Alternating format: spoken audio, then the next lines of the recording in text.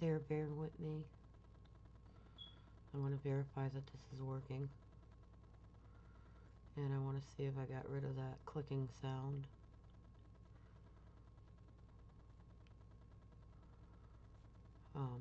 I am here.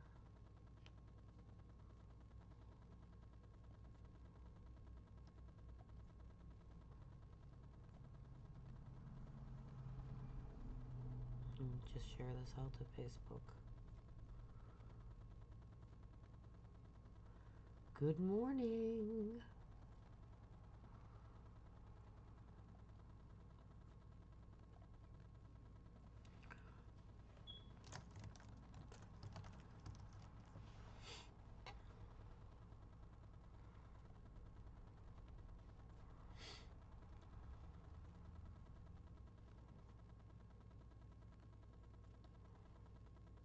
Oh, is it doing it?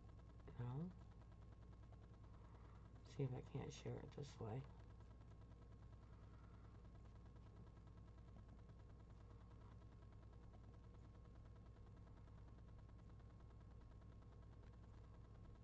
Can you hear me?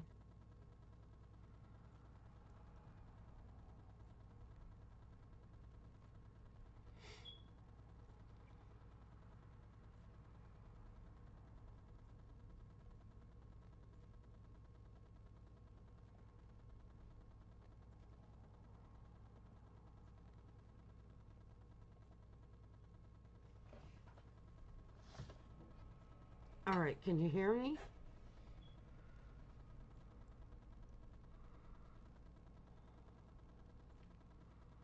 Okay, let me get this turned off.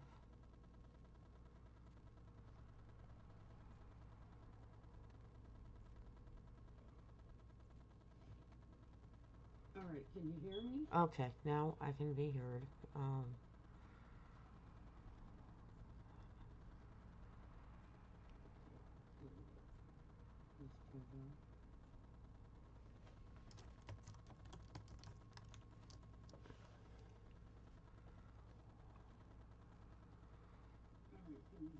Okay, now I can be heard.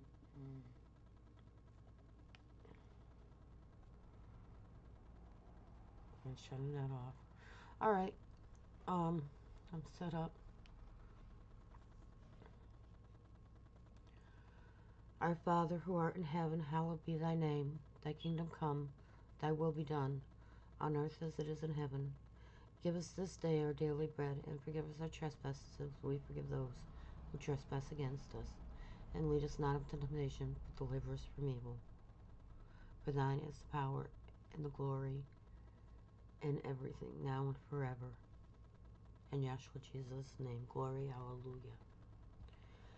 I thank and praise you, Father Yahweh, for all things. By your mighty power, in Jesus' name, I bind and break the power of Satan, all his demons, all fallen angels, all unclean spirits, all demonic powers and principalities, all legal rights, all demonic strongholds, all attachments, all curses, hexes, vexes, spells, charms, fetishes, witchcraft, sorcery, magic, voodoo, all mind control, psychic warfare, jinxes, potions, bewitchments, deaths, destruction, sickness, pain, torment, incantations, chanting, hoodoo, root works, money and success curses, relationship curses, soul ties, any family bloodline curses, and anything else being sent my way.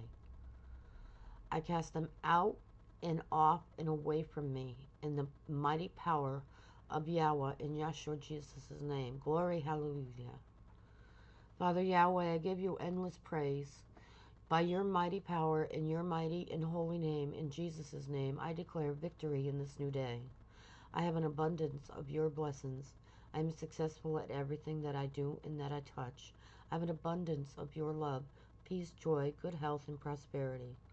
I am a blessing to others and a shining example of your love, mercy, and goodness. In Yahshua Jesus' name, hallelujah. And that's not for myself. This is for glorification for God. The prayers, when I get prayer requests, it's glorify to God. All glory to God.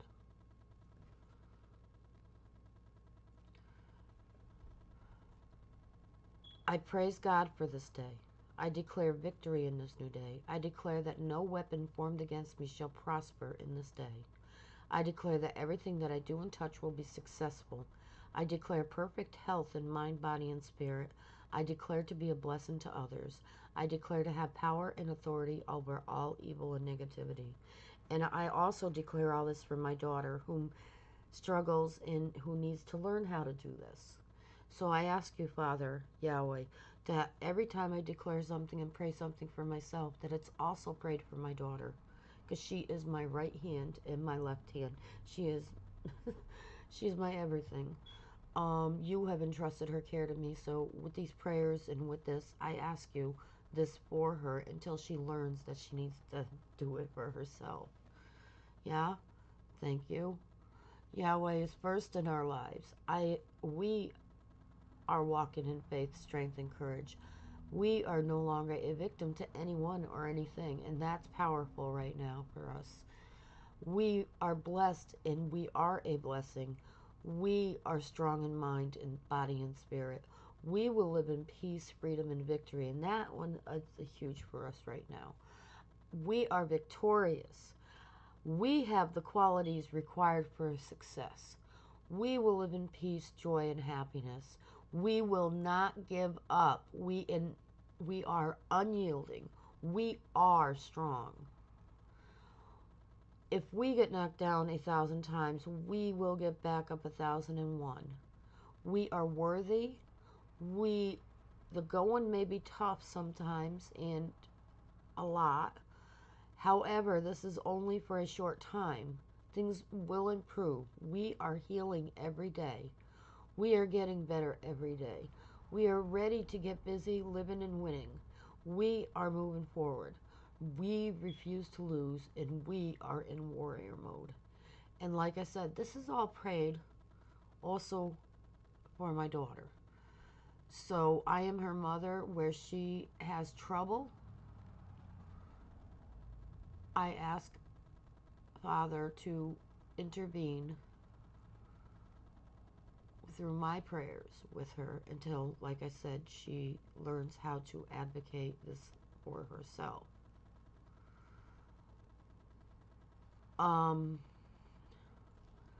Okay, the reason why I'm doing this right now is because there is, like, Bishop Sparks has my daily bread on at, I believe, 10 o'clock. And I just wanted to say good morning to everyone. A new day, new week, new time, new things are happening, things are moving. I've been struggling with my own PTSD, and that's me, not my faith, not God. That's me. Bishop Sparks made the mention, and he's right, that before we can move forward sometimes and put on the armor of God, we have to shed ourselves first, which is in baptism a lot. We shed our lives and we come up out of the waters and live a new life in Christ. We had big changes. Lady next door got evicted. Am I celebrating the fact that these people had negative things happen? I mean, there's children involved. No, I'm not happy about it.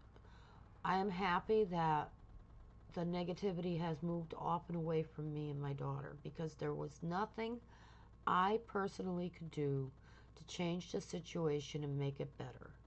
That woman and I are not compatible with living next door to each other, much less being in the same room together. I always, on my end, I can't speak for her. On my end, I have always tried to, like, keep it, okay, let's name whatever the name is, whatever I'm feeling, and not attack the person personally, meaning call them names and stuff like that. On the other hand, this person has not learned how to do that yet, and we're all at different stages of growth in our lives. So obviously, with some of the stuff I have revealed, that she is stuck in a victimization role, and she's stuck with the attitude and the bewitchment, or whatever you want to call it, that when she's a victim, everybody needs to be a victim. So she's going to make everybody pay for the way she's been paying. She has had very tragic, very unfathomable things happened with her and her children. And, I can't, there's only so much I can do with my compassion and empathy there. When I write things about it or when I talk about it in writing, you can't hear my tone of voice and you can't understand that all this, I am not celebrating the downfall of somebody. I never celebrate the downfall of somebody.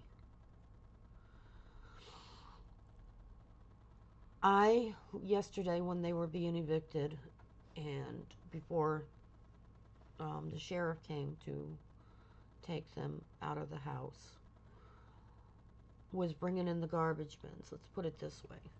All right? There's small kids involved. Little guy, cutest little boy, very good boy, has a lot of problems. Because me and this woman don't get along, and she has made it impossible for me to even interact with her kids without being afraid myself. But she's also made the kids afraid of me, which I've never threatened them. Never. I've just asked them to own up to why they would tell my daughter they would knife her, kill her, take her out, or shoot her. And those are good questions for kids. Why would they do that? Well, mother's done it to me on numerous occasions, and she's modeling the behaviors that these kids are doing. So all in all, this little guy, he's 7 now, 8. He's a really good kid, in all sense of the word. He's just has a lot of negative teachings going on with him. And I couldn't even say I loved him and I wished him well. I couldn't, because these women have the kids convinced that it was our fault that they were getting kicked out, and it is not. They got kicked out because of the money that they were costing the landlord to fix their apartment every year. They would fix something and they would trash it. Like, the maintenance guy did allow me to go in the house afterwards, and he showed me. And I'll tell you one thing. It's one thing to have an apartment and have normal wear and tear. I've been here 16 years. Is there normal wear and tear? Yes, these rugs are going to have to be pulled up when I move. But they haven't been done in 16 years. My apartment's been painted, I think, maybe once or twice in 16 years.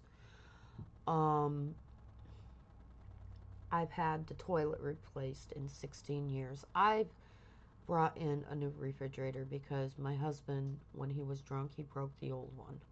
So I had a lump sum of money coming in. I was able to purchase a refrigerator to replace it, and it still works. And my husband died in 2019. He broke it probably 2017, 2018. And that refrigerator's still in the house, working. When my stove went, I was blessed with a former person I went to school with. He was switching over from electric stove to gas stove, and he wanted to donate his stove to somebody who really needed it. He was going to give it to KidSafe. But when he saw that I needed the stove, he asked me if I wanted it before giving it. So I brought that in because my other stove was a fire hazard. And I did not ask them to replace things like that. I didn't break my stove. My stove was just old. My cabinets, all the doors are on there. Everything's looking good except for my bedroom ceiling, which they couldn't do anything about until they got this woman out. They brought in people. They actually fixed the bathroom upstairs. They did do ceiling of the bathroom. They did everything they could. They snaked it out. They brought in a professional plumbers. The only thing that was wrong with the plumbing is that it's old piping, yes, but is that one of the pipes, when the house is settling, it's kind of leaning. It's not really going anywhere. However, one of the other problems is the they were having a washer up there, and the washer in the shower is connected. This woman is supposed to be the sole woman on the lease with just 4 or 5 kids. That was it. But she brought other people in, so there was 10 people in her home taking showers, and then she had 3 dogs. And people were saying, "Oh, well, it's not your business. How do you know she was washing the dogs?" Well, guess what? In my bedroom, every time that ceiling fell with the water, there were times I smelled wet dog in my house. Wet dog has a distinct smell. That's how I know. And she's the only one with dogs. Now, which brings me to a point. You got 10 people every day taking a shower, and then you're doing dogs. In addition to that, they are of African American nature, native, their nationality. They have hair weaves.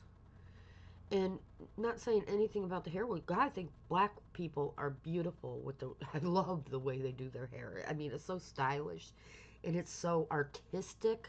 It's beautiful, and these, by all accounts, this family, as far as looks go, beautiful, beautiful. I love, especially they, you know, I love, I love the black skin. I love the hair. I love the way they take care of themselves. They do have a culture where they take care of their nails, put on beautiful makeup.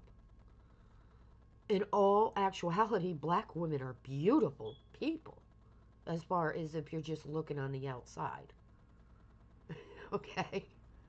A beautiful people. So they have hair weaves, and those hair weaves, the hair will fall out in the shower. I don't know. They wear caps too, I think. So, but you got all this crap going down into the drain. Uh, when you got a little guy that's allowed free range in the bathroom and stuffs things down the toilet, or takes the drain out of the bathtub and stuffs things down the drain, that's an issue. Dog hair does shed and it gets down the drain, it'll get stuck. Not to mention, they were asked 3 or 4 years ago to get rid of the washer. If a landlord asks you not to use something again because there's an issue with the piping and plumbing in it literally raining down in somebody else's house, you are to try to obey. I replaced, and this is an example. First of all, when I first moved here, my child flooded my bathroom sink. She was a year and a half. It's the first time she flooded it and the last time she flooded it. That's it. My job as a mom was to teach her. My job as a mom was to find a solution if I was going to allow her in that bathroom to do that. It flooded downstairs in their light. That's a fire hazard. And why does another family need water down in their house? I am very, very careful in that bathroom, like you wouldn't believe. But I also get humbled because I like to do things by myself.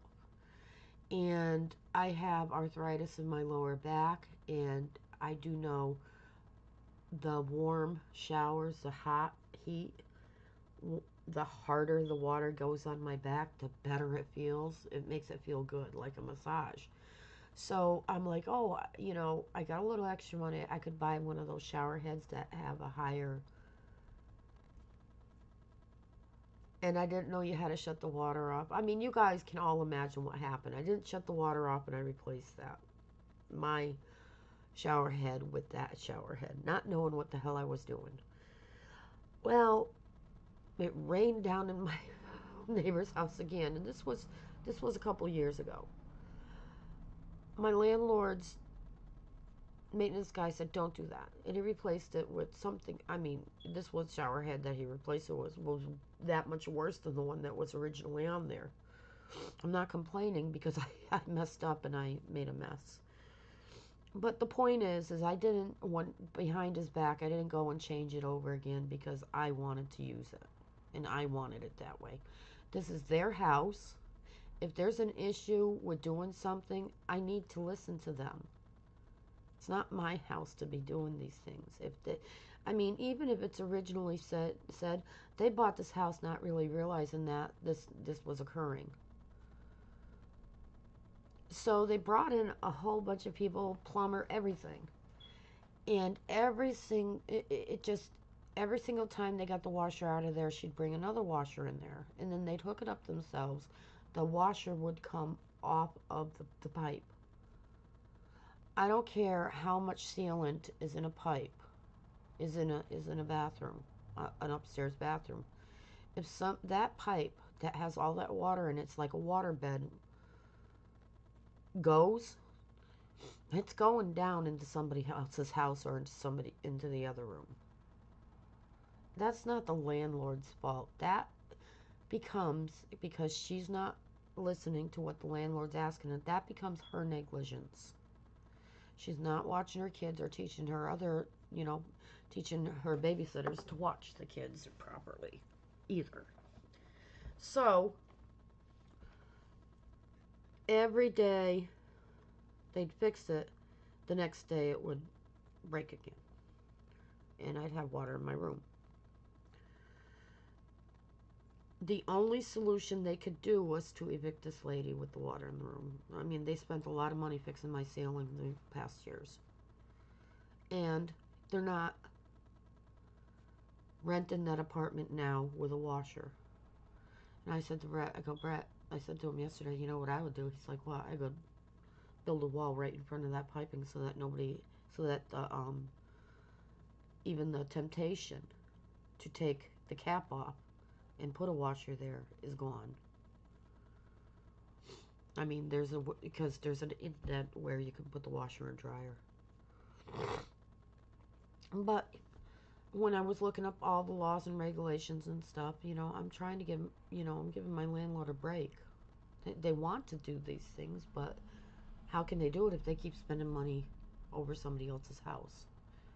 Like we had she had housing help, I have housing help. The apartment upstairs did not.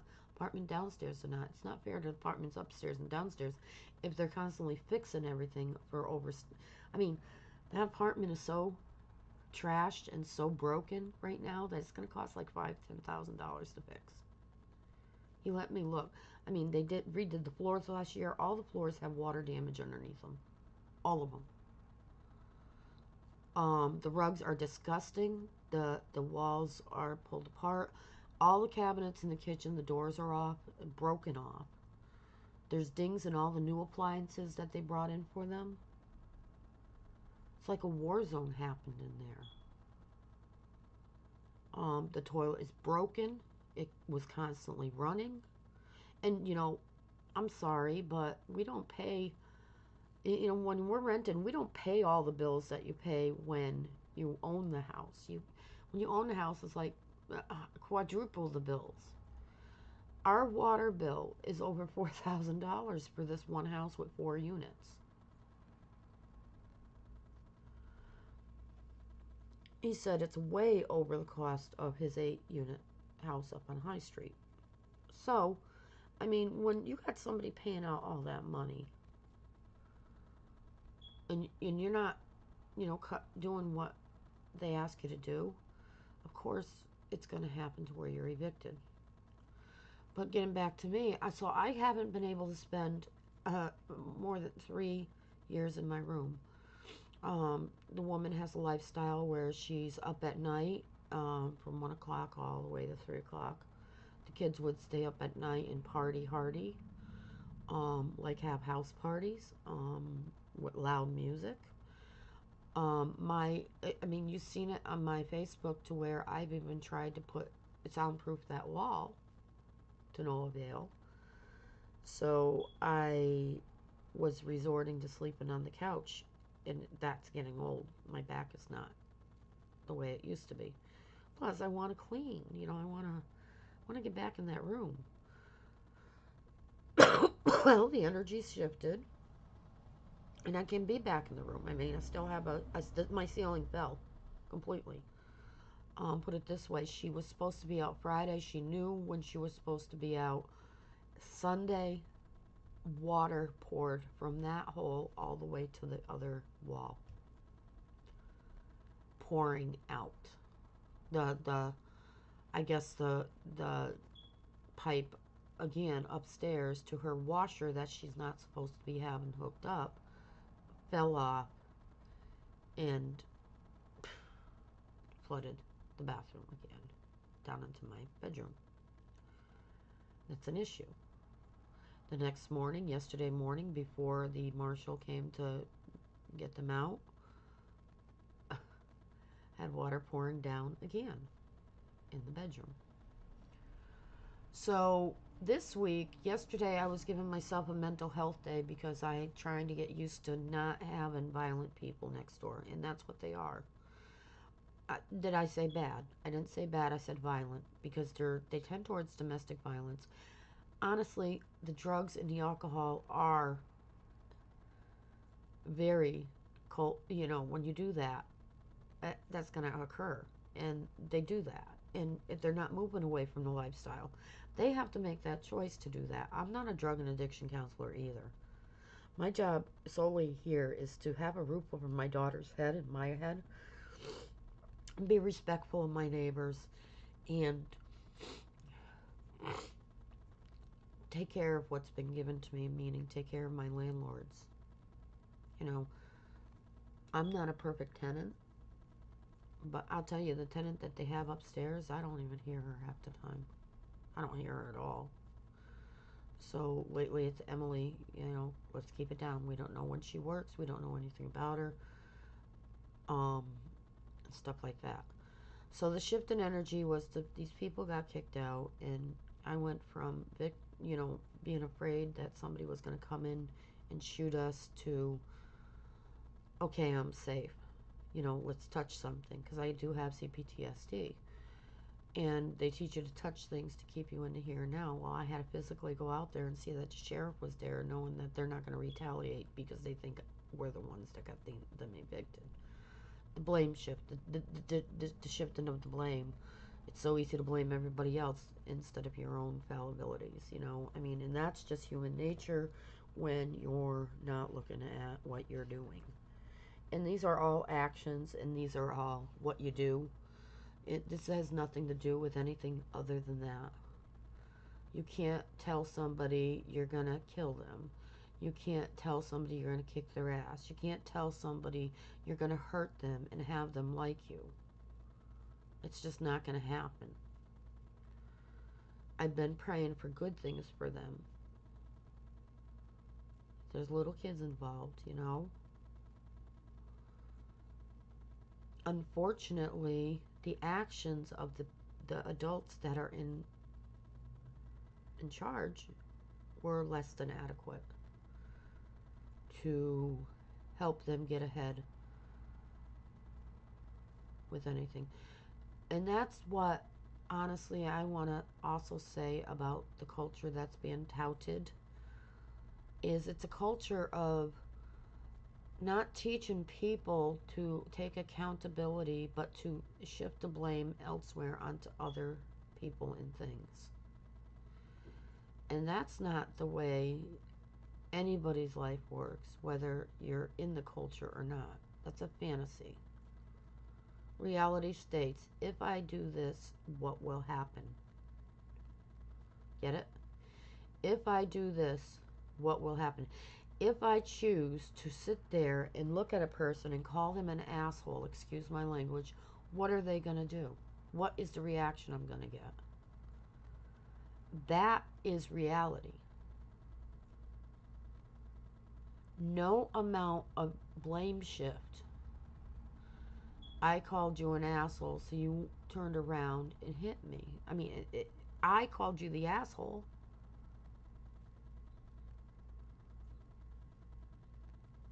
There was a consequence to my action. So what I did was I decided to hold myself up, and I've been in fear every time there was an issue and my daughter was woken up and I needed help, because she actually would not allow me to even let her know, oh, there's water in the bathroom. There's water raining down in my room. Can you check it out? Can you stop it? She got sick of me asking her to stop her behaviors that was ruining my stuff in my bedroom. Because her thing was, if she was doing nothing wrong, it's the landlord's fault.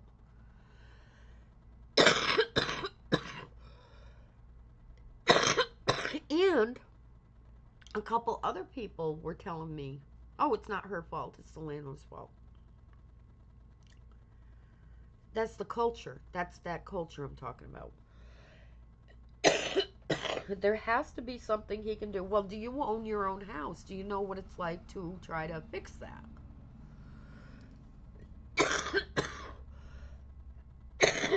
Is there a basin you can put down on the floor to where it just goes up the walls and all it just keeps the water in your house? You can't do everything you want in somebody else's house. I cannot go over to my best friend's house and start rearranging things and doing things that I want, especially things that are going to harm her or cost her money to fix. I can't go in and just break her. Oh, let's slam the cabinets and break them.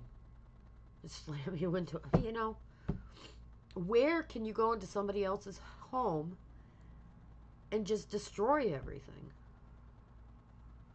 And I'm not talking about the time I went to my best friend's and we had that party where we destroyed, had a rage room.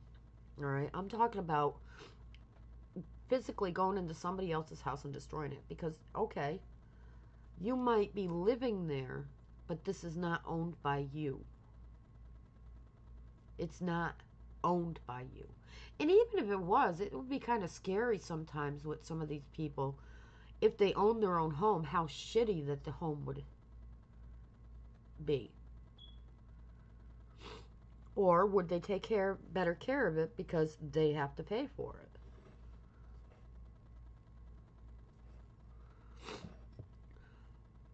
I was always raised, when you have somebody, when somebody lets you use something, you take better care of it than what you would take care of your own stuff. Do I live that? Probably not.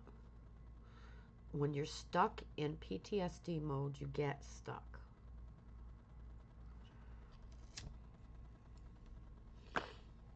So here I am. I was stuck in PTSD mode all this time.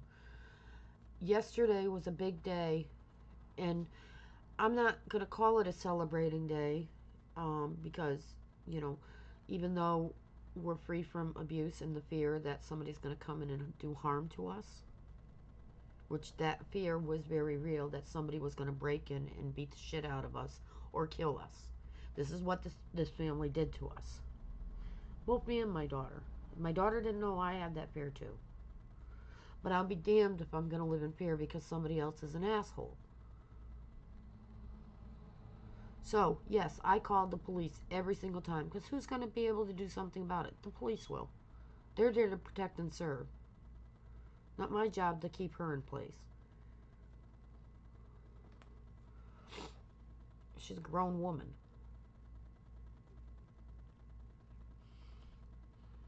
So, the marshal comes yesterday. Okay, they're not gonna try anything when people are there. So I'm safe. Because I was alone. I'm safe. I'm free from retaliation. And these people have no one to blame but themselves when somebody's afraid of them, because of the way they act.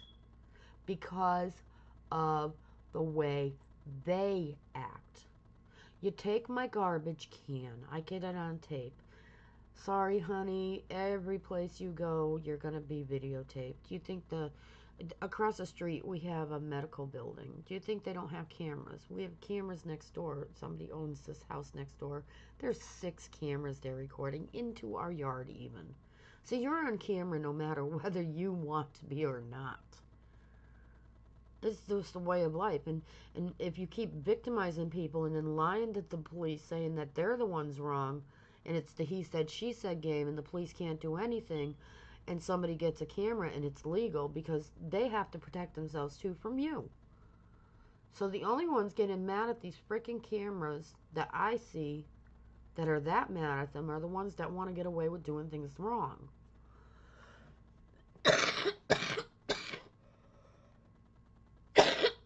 The police were getting tired of coming here and me having no proof that she did anything, and she denies it. Well, I had just had surgery on my hand, and I had a 15-pound bag of flour to get out of here because it was going bad and I was getting pill bugs. We don't want bugs in the house.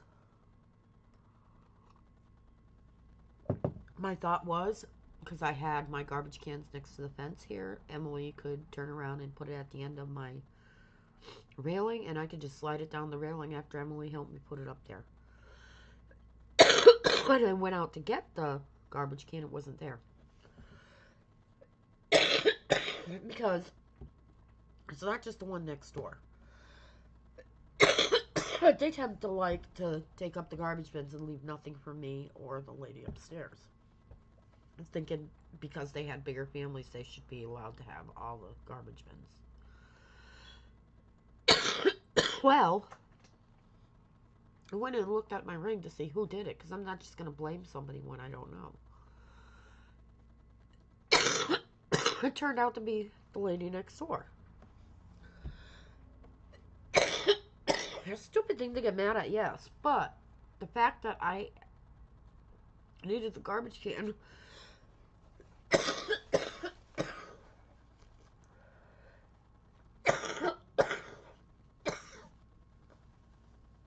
and it was right next door to my house, and they have 5 bins between 2 houses.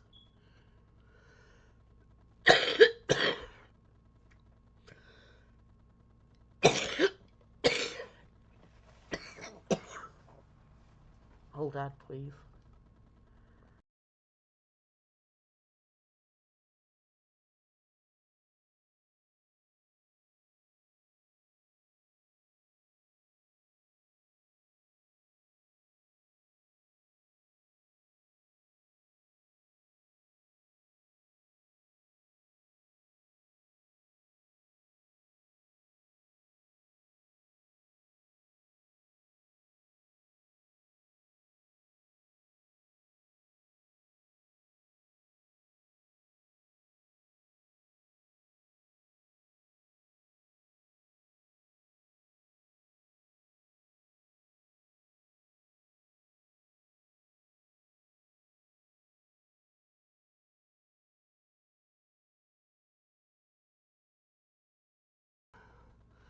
So anyways, they have 5 bins next door, and you know, my camera caught her telling her son to come to my side of the house and take the garbage bin. Well, I messaged her, why did you take my bin? You didn't even ask me. It would have been nice if she even asked. I, banked on that. Had surgery. Just had surgery on my hand. I wasn't supposed to be carrying anything. And she got all pissed off. Why are you videotaping me? And she called me lazy. I just didn't want to go to the curb, this and that and this and that, because I said she was inconsiderate. I said, you took my garbage can, you didn't ask. That's so inconsiderate. What about having consideration or respect for your neighbors? And, it is. Common consideration and respect for your neighbors. Well, respect is earned, not given. Well, you sit there and you're telling me to shoot, you're going to shoot me and all this stuff, and yet respect is earned. Yeah. Really? And you take my garbage can without asking? Well, maybe I needed it. What's wrong with knocking on the door and asking a person?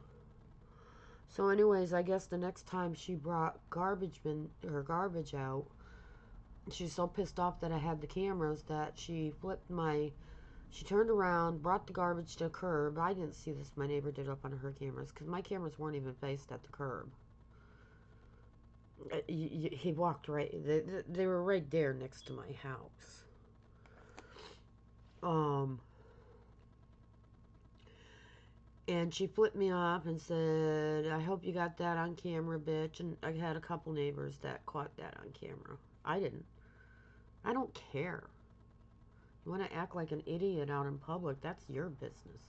But the thing that got me is she acted sweet as pie whenever she was called out on something, and it was deflected to it's everybody else's fault.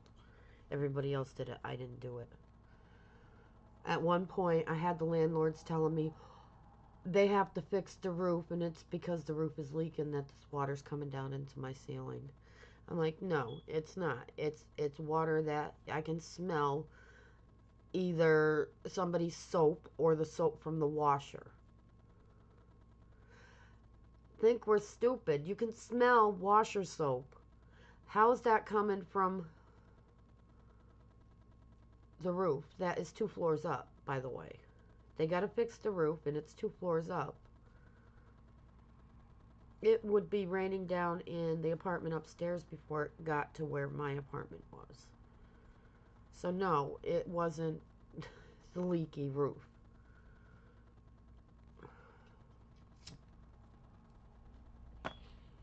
I've been here 16 years. I know when it leaks in the apartment upstairs next to with their sink, kitchen sink. I know where that leaks. That comes down by my kitchen sink. The one upstairs with her bathroom is over my bed, actually. See, my bed's over a protected area, and there's water up there, okay? There's no leaking up there. That leaks where my bed is. The rest of it is all the apartment next door with their bathroom. Why? Because the pipes intermingle, and like I said, they get clogged, and then they overflow. Something happens. So, bring it back around the circle. They were asked not to use the washer. They kept on using it. I looked it up, and I'd have to sue that person because they're negligent for everything that's going on, and I don't have insurance. Bottom line now, they're out. I'm not celebrating, like I said, I'm celebrating the feeling of being able to sleep in my own room because I know that they're going to make it so that there's no water come down because they're vetting that this was a learning curve for them. How many showers one has taken, whether or not the small kids are here, putting things down the toilet and stuff. The whole 9 yards. With the woman next door, she got an inch and she took a mile. She got an apartment for her 4 children and her, or 5 children and her, and she moved in her older children. And then he moved in his husband. They left for a while, and then he moved in his husband. But she had other people living there this whole time. And not to mention it was a fire hazard. And when her sister's kids were there and slept over and they were all there, it was 15 people, 16 people in that one apartment at any given weekend. That's a fire hazard.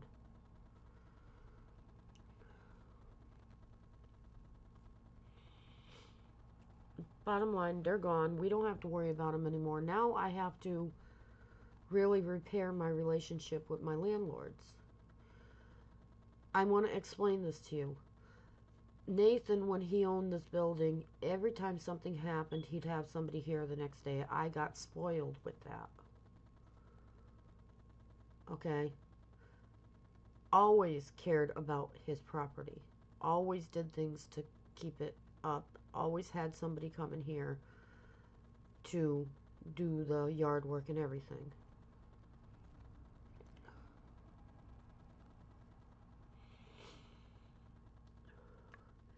There is one landlord around town that is greatly feared, only demands his money and fixes nothing. Doesn't really show he cares. He just wants the money. And he doesn't fix anything up to par. Chris, my two landlords, you know, who buys an apartment complex without thinking they're going to make a little bit of a profit on it?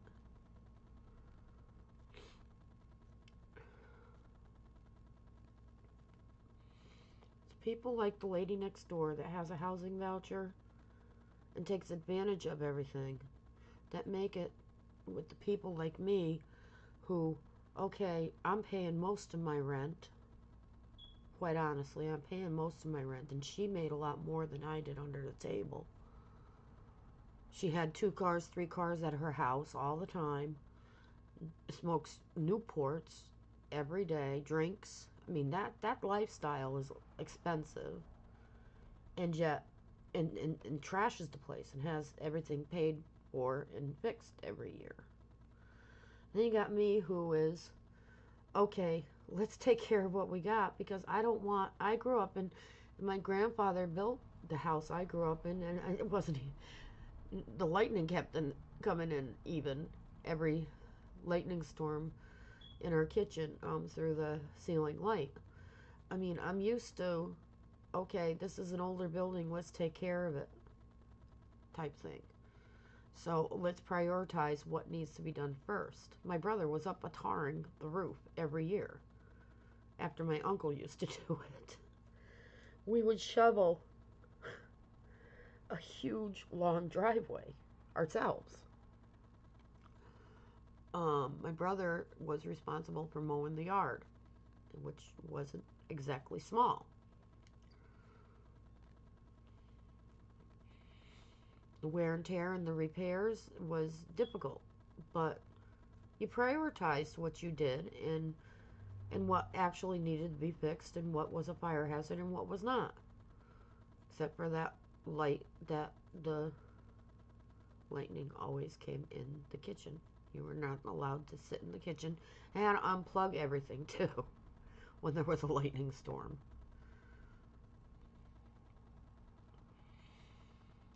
I have to repair. I've been here 16 years. I maybe missed my rent once or twice. Made it up right away.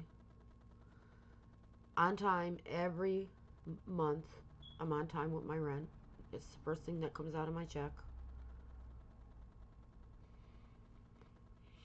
I have to fix one thing about me.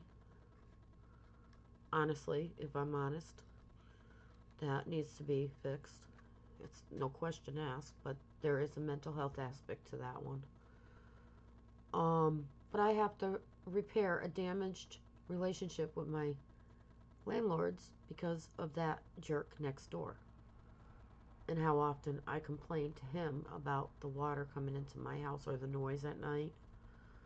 In Imagineers, in the housing help, it states that what I signed today, this year, it states in that paper you cannot sit outside in your car, blare your music at 10, 12 o'clock in the morning, and cause your neighbors distress being drunk. And it's worded like that. The being drunk is right in that clause. You cannot do it.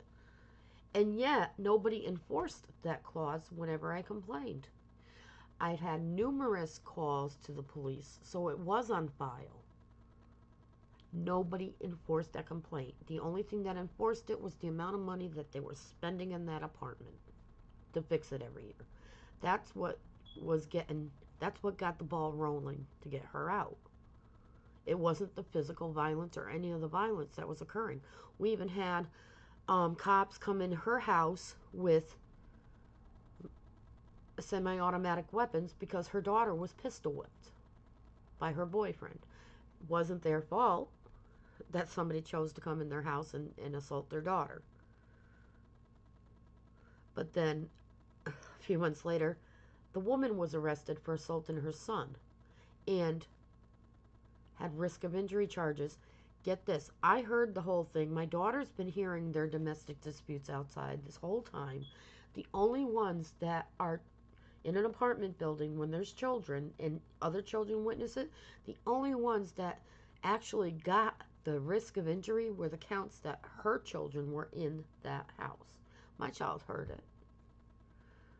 She was not counted in risk of injury. Her mental health was very affected by this whole thing. And yet she didn't get that included in her risk of injury. You know, all the kids here should have had risk of injury because their mental health was compromised. My job as a parent was to make sure, you know, I'm here in PTSD mode, not really thinking that, you know what, my daughter's witnessing somebody else's domestic violence. She's a kid. Her frontal lobe is growing and, you know, forming. And that's all part of the limbic system. And her flight and fight response is right there. And here we are, violent people next door. I thought the violence left. I thought the domestic violence left when my husband passed away. But then it moved right in next door and started up again. And I didn't do that to myself. No, I did not deserve to be told that somebody was going to kill me. I didn't push them to the limit. There was nothing I did that deserved that. Nothing my daughter did to deserve somebody threatening to knife her, take her out, and shoot her. On numerous occasions. All this, I have to dump. So yesterday, they're out. It helped, and I really thank the maintenance guy because, like I said, he had made a comment before that I didn't like, and I'm not going to share it. It was kind of discriminatory, but I'm not the person that takes advantage of somebody else's good faith, you know, goodwill. But that person did, and that person didn't care. So now I see what he was talking about, what he said. I just don't like being lumped in that category. So I have to repair my relationship with my landlords because of this. And because of things I do, not her. I felt like I was getting penalized for everything she's doing. I'm getting lumped in a sum. I'm getting lumped. I need my housing help to keep the roof over my daughter's head. There are people out there that do have disabilities, that do have things that you can't see, that they cannot work.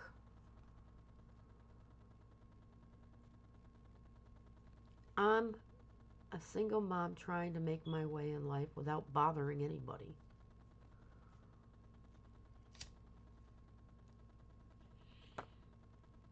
So anyways, I have my rent paid for and they dictate what they pay. And if they're not going to be able to increase the rent due to my housing help, how am I going to help them keep costs down so that they're actually, you know, because they can be getting more for this apartment, quite honestly, a lot more. Cost of living has gone way up. They're right when the person tells me he could get 14, 15, 16, even 1800 for this apartment. Yes, the only thing that he can't get, that he's lucky, is that a lot of people told me to call the town with this water issue.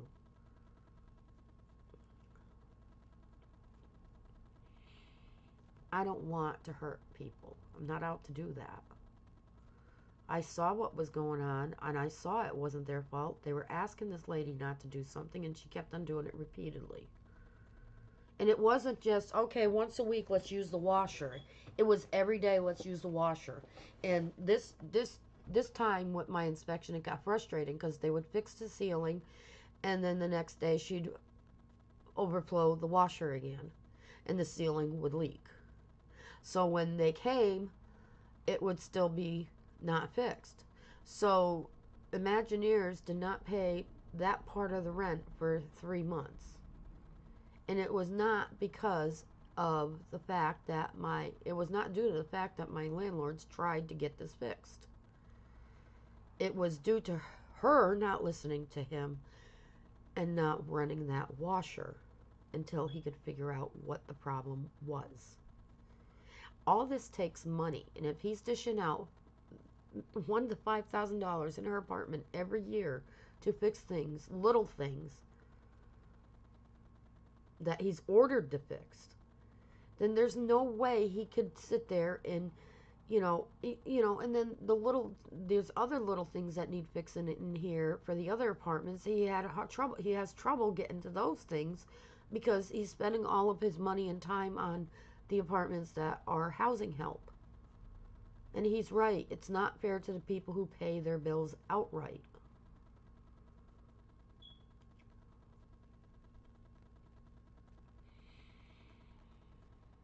I guess I'm like not in the norm where I think of his feelings too, and I think of other people who don't pay, who don't have help. I feel bad for the middle class who makes just above the limit to get any form of help paying their gas or electric bill or even food. I don't even I qualified for $5 in food stamps. $5.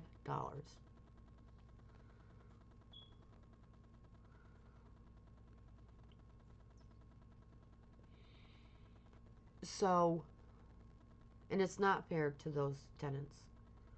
It's not fair to the landlords either because the landlords have bigger things to get done too. I know that I know that they want to fix the roof here. They cannot fix a roof and have to fix something every year. I mean, do you paint every year? I don't know anybody who paints every year, maybe every 3 years, maybe every 5 years, but not every year because there's crayons on the wall and it's all dirty and, people aren't taking care of your building or you're not taking care of your house.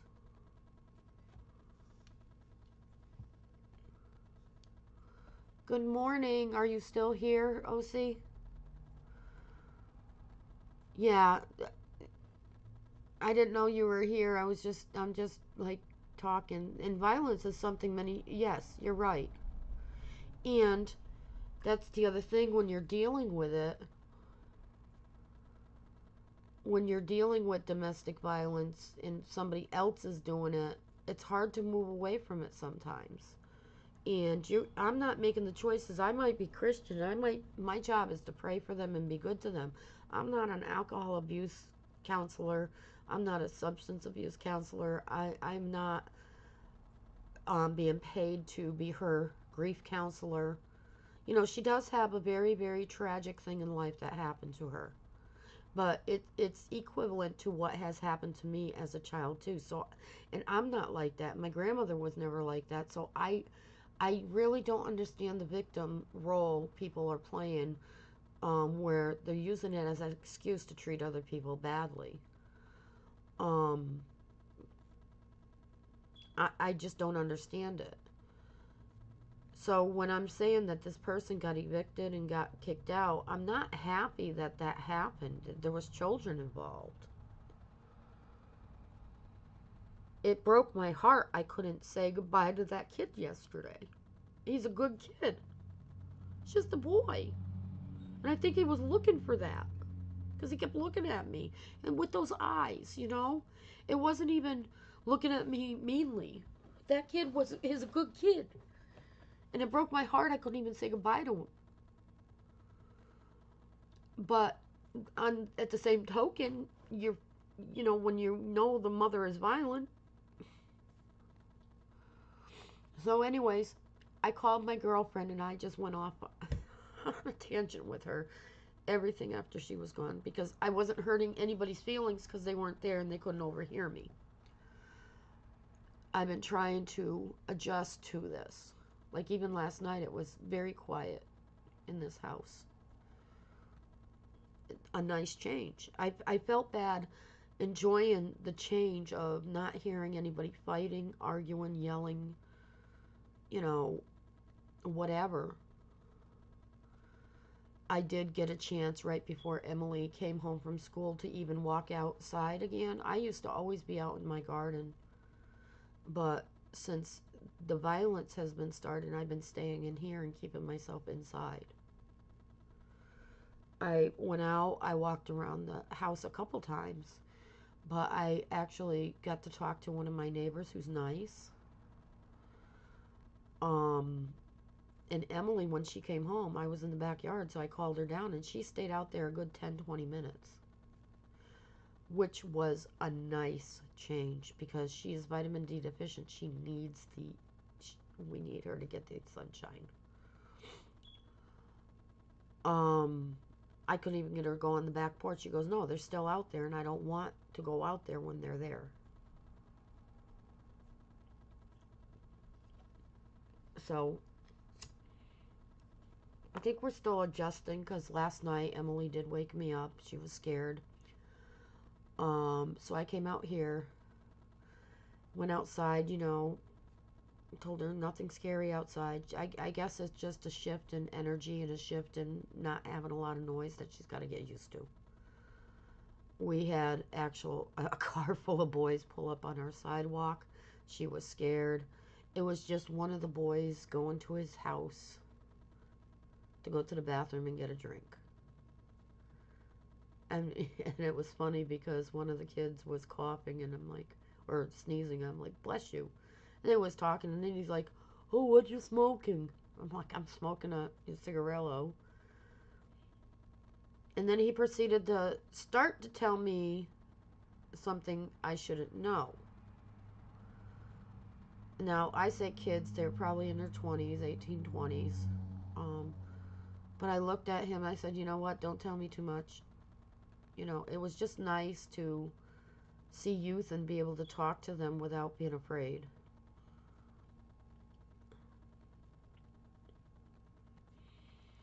And it was kind of funny because Emily came out on the porch when I was smoking my cigarette, and she enjoyed it.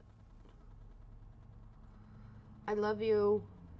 OC, thank you for watching. I'm sorry I didn't see you earlier with your comments. I'm just going and I got to get used to the coffee with Marie again. But I just wanted to let everybody know where my head was at. I love you. We'll talk and do coffee over the phone maybe one night.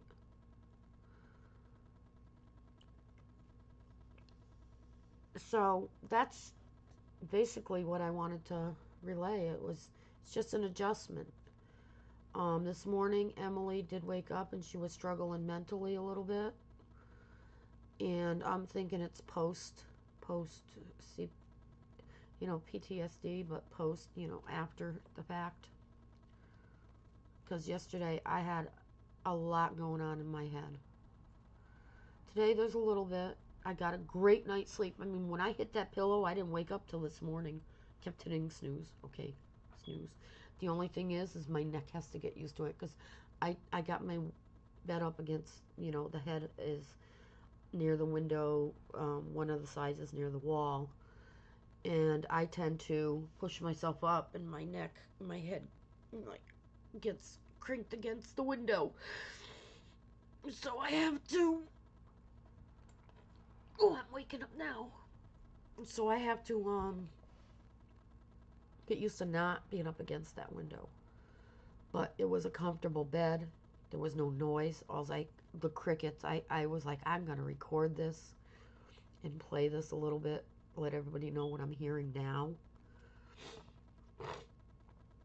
And I know once they get the apartments done and they rent it out, that there's going to be a little bit noise in here. I'm shocked to not hear any noise from the lady upstairs. I mean, that's just shocking. I met, I didn't meet her either. We didn't exchange our names, but I talked to her once. I was like, "Oh, you're moving in," and it was her boyfriend that was helping her move in, and that's all that was said between me and the lady upstairs. And she's so quiet. I'm like, "Emily, we got to be quiet because," and she's like, "Oh, well, it's the weekend," and I'm like, "No, Emily, it doesn't matter. We don't know when she works." See, this is the way I always taught my daughter. Like, even the apartment downstairs is, uh, you know, right under my kitchen and my bathroom and my bedroom. So the rule in the house has always been after 8 o'clock, 7, 8 o'clock, you don't go in there, you don't run around in there, you don't make a lot of noise. Except the cats don't understand that. So they run around and they get the zoomies.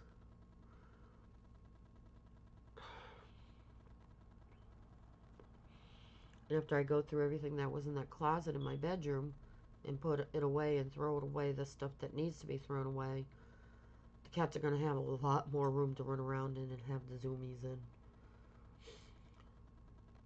So that's where we're at right now.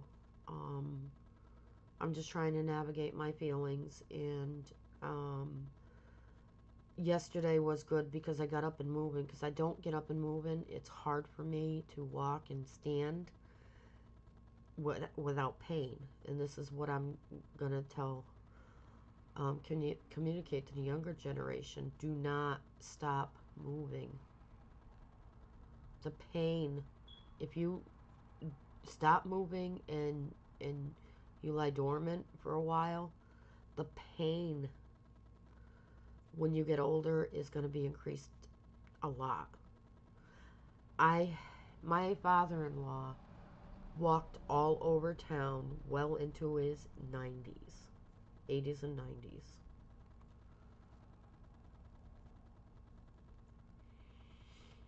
There's another lady that I love talking to that I've known since the 90s, walking around town. She just keeps going. When you stop, that's when things go downhill. You might be young, you might be mobile, you might be able to do flip flops all over the place, but if you stop, that's the end. It starts to hurt. When I was playing soccer, when I was active, the pain that I had was a lot more tolerable, even though the pain was there, than it is now. So even your pain threshold is determined by how well you keep moving, working out, and all that. Which was nice to see because Emily was using the basketball yesterday. So I'm thinking we're going to go outside today. Hopefully, I'm going to get her outside and maybe clean up a little bit. And they got a broken hoop right now, but the basketball still works. So maybe we'll go out and put some baskets, throw some hoop. I mean, probably with me, one or two. But I'm going to watch her. I said to her, maybe if we get out more and you're doing this, maybe the guys, because there's kids next door, they're really nice. Maybe they'll come over and shoot some hoops with her.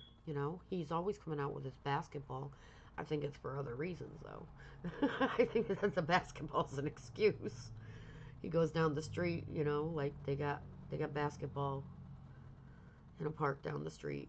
Um, but I think there's also other reasons why he does it, but it's still something they look to be interested in. So Emily, I think she's excited, but when she woke up, she was having one of those mental health days. So I'm waiting for somebody to contact me back from the school once they see where her head's at today. Um, it might be a positive thing to get rid of the violence part of it and the yelling and the noise level. That's a positive thing. That's a positive. That's the positive I'm talking about. Getting rid of the violence and the noise level.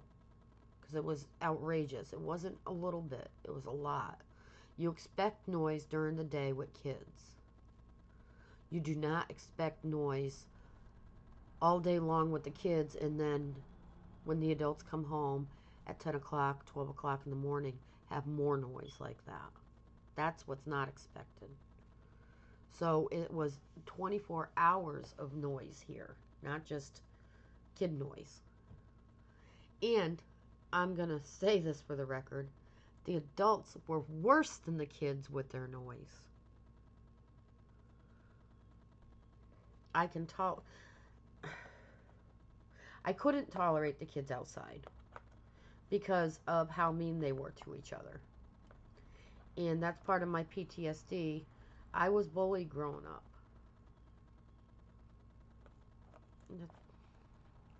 But I wasn't perfect growing up either. I was the informer of the whole bunch and got all my cousins in trouble. So, I'm not talking about my cousins getting mad at me and picking on me and stuff. I am talking a little bit about some family members, which will remain nameless because I'm not out to hurt feelings or to oust anybody, because that was in my childhood and there was influences behind those actions, which I understand now as an adult. I'm talking about I was bullied in school and picked on. Kids don't realize what other kids are going through either. I did have one of the guys apologize to me, which was really nice. Not necessary, but nice. I'm still an asshole today. Sometimes. But the one thing I can say is when I started drinking and smoking in high school, some of my friends shifted away from me because that wasn't what they did. And I do know it's because that's not what they did. And my attitude changed as well. And my things changed. So I'm not talking about that drifting either. I did have friends, but I didn't. I am an intense person. I was a wild child too. Didn't have any direction. When I started drinking and smoking when I was 17, that's when things changed for me. So I'm fighting that tooth and nail with my daughter. Now since I won't advocate for her to taste alcohol because A, it's illegal. B, we have alcoholism that runs in our family, and I'm trying, the older we get, the less likely that alcoholism will stick. That's in studies. Not everybody's going to become an alcoholic if they drink. But since it runs in our family and we've had a lot of negative experiences with it, I'm fighting that tooth and nail with my daughter. At least she comes to me. That's what I like. She talks to me about these things. So her big thing now to taste alcohol is to cook with it. She had... So I don't know. I'm not comfortable cooking with alcohol for a child. But I was gonna make a marinade with red wine in it, but I wanna do my research on whether or not all the alcohol and the things that make you drunk cook off. If it doesn't cook off, then there's no way I'm cooking with it. My kid, I'm fighting that tooth and nail. Her frontal lobe's still growing. She the only things we've been drinking, she doesn't even like soda. We drink milk, juice, Gatorade, and water. And the majority of it is water, and she drinks iced tea too. That's the guilty pleasure she drinks, is iced tea, lemon iced tea. So we're fighting that tooth and nail right now, that battle. She wants to try it. I don't want her to try it behind my back either, so. But I'm not endorsing it in front of my back either. You know, there's no way. None. But now she's thinking about it with cooking. And that's how she can taste it.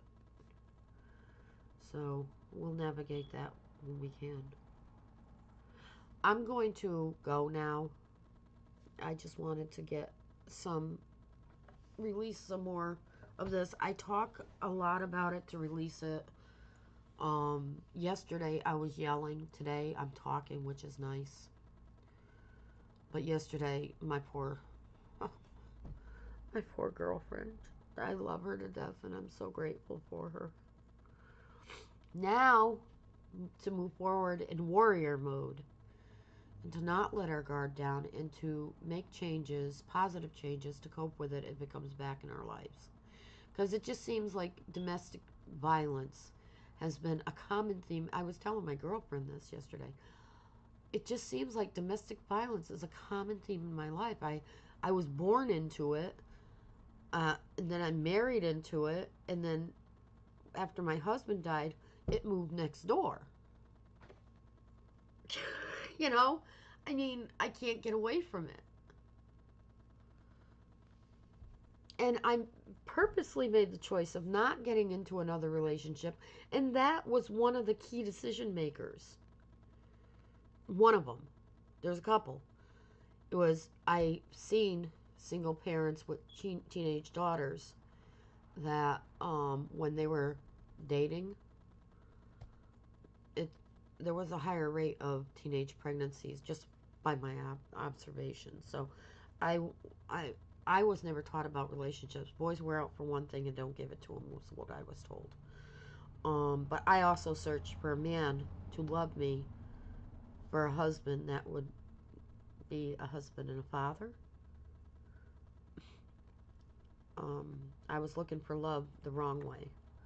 So I wanted to, after my husband died especially, just take care of me and my girl, you know, and teach her about relationships and what love truly was, because I didn't know what it was when I got married. Honestly, I didn't know what it was when I was growing up.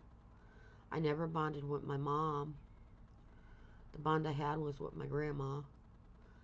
And that was after I was a baby. So, you know, I never knew what true love was.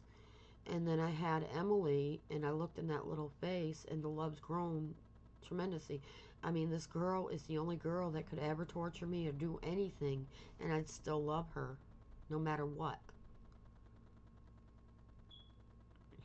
No matter what rotten decision she's going to make in life, I'm still going to love her.